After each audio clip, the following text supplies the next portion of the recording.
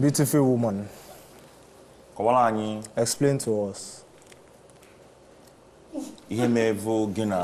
What happened between Kola were very close. You and Kola were very close before. Like this. Suddenly, you guys just went apart. Before. And I've asked you that question before. Some random interpretations that what happened, but you said there are some random interpretations and you do not understand and you don't want to be in the matter. Remove yourself from and you want to remove yourself from it. You ran away from it. So this time, the best opportunity is the best opportunity since everyone is gathered here. What happened? Tell us once and for all. Do you understand? Yes. Anunam. Say it again. Anunam. Okay, I've heard you.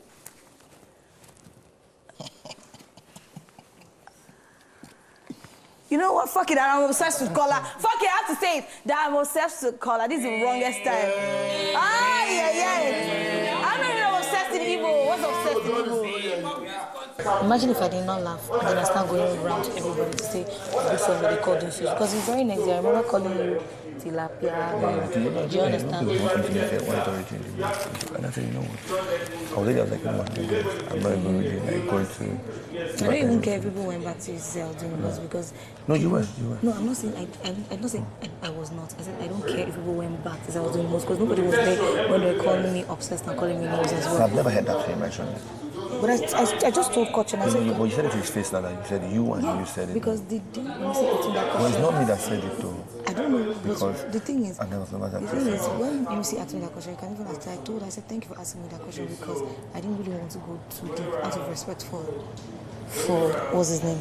For Denari. Because it was Denari that told me about that obsessed thing. So when he asked me today, it was confirmation for me. It was confirmation for me.